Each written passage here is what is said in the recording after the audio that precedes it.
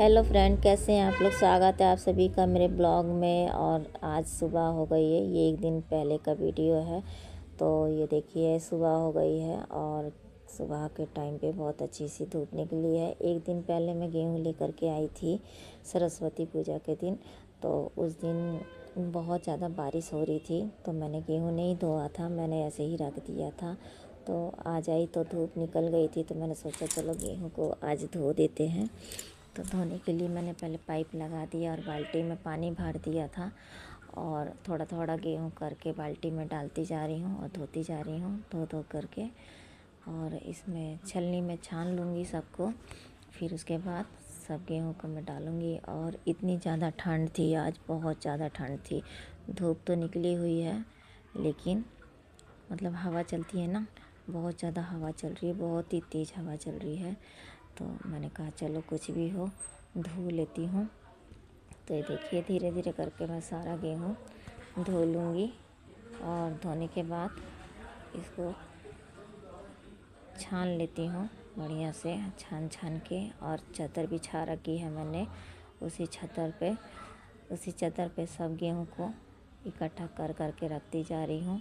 तो ये देखिए हवा के मारे ये सारा मेरा चादर भी उलट जा रहा है, इतना ज़्यादा हवा है। तो देखिए गेहूँ मैंने ढेरी लगा दिया है दो दो के सारा। अब मैं इसको सब गेहूँ को पसार दूँगी। और अभी छत गीली ही है देखिए, तो मैं सोचा धो दो, आटा नहीं था, नहीं धोती तो फिर आटा खरीदना ही पड़ेगा। तो इतने में नहीं होगा, 3 दिन अभी चलाना है। तो देखिए मैंने गेहूँ को तो धो लिया था लेकिन मेरे हाथ काम नहीं कर रहे थे, एकदम सुन्न हो गए थे, हाथ बहुत ज़्यादा सुन्न हो गए थे, बिल्कुल भी काम नहीं कर रहे थे। तो मैंने सोचा थोड़ी सी धूप आई है साइड में, तो मैं खड़ी हो गई थी धूप सेकने के लिए। तो सेकने का टाइम नहीं है, चलिए सारे गेहूँ को मैं पसार देती हूँ। पसारने में भी क्योंकि टाइम लगेगा, इस सब को गेहूँ को मैं पसार दूँगी। पसारने में सारा ढेर लगाया हुआ है, नहीं पसारूंगी तो फिर सूखेगा भी नहीं। तो पापा जी आके दिन भर वो उलट पुलट करके डालते रहते हैं। मैं अभी इसको ऐसे ही डाल देती हूँ। तो पापा जी का बड़ा मन लगता है, ऊपर आते हैं ना, बैठते हैं, तो वही सारा दिन भर पसारते रहते हैं। मम्मी जी थी तो मम्मी जी भी ऐसे ही करती थी दिन भर, वो भी इधर उधर गेहूँ को पलट के पसारती रहती थी। हम लोग का धोने का काम होता है और मैं धो देती हूँ, वो लोग पलट के पसारते रहते हैं। तो देखिए चलिए धीरे धीरे करके सारा मैं गेहूँ डाल देती हूँ। तो ये डाल रही हूँ मैं गेहूँ सारा। और धूप भी बहुत अच्छी निकल गई थी और बहुत दिन से रखा हुआ था ये गेहूँ हमारा। गेहूँ बहुत दिन से रखा हुआ था, ये अभी 1 तारीख को मिला था, तभी से रखा हुआ था। तब अब फिर मिल जाएगा राशन से गेहूँ। तो चलिए सबको मैंने अच्छे से पसार दिया है चादर पे। और ये देखिए कितने बढ़िया से पसार दिया है, ऐसे जल्दी से सूख जाएगा। और चादर पे इसलिए डालते हैं ताकि उठाने में आसानी रहे। बारिश वारिश होती है तो फटाक से चादर उठाओ और पसार दो, उठा के रख दो। तो देखिए धूप से काम नहीं बना मेरा, तो मैं आ गई थी गैस पे हाथ सेकने के लिए। हाथ बिल्कुल काम नहीं कर रहे हैं, सुन्न हो गए हैं। तो मैं गैस जला करके ही इसे ताप रही हूँ बढ़िया से। ऊपर गैस रखा हुआ हमारा चाय बनाने वाला, तो इसी पर ताप लूँगी। थोड़ी सी राहत मिल जाएगी इसको तापने से, और कुछ तो नहीं। तो चलिए हाथ सेक लिया मैंने। हाथ सेकने के बाद मैं चाय बना के थोड़ी सी पीऊँगी क्योंकि ठंड लग रही है। तो चलिए हाथ सीख ही नहीं रहा है, ठंडा ही नहीं जा रहा है खून, मतलब वो हो जाता है ना बिल्कुल ठंडा ठंडा सा।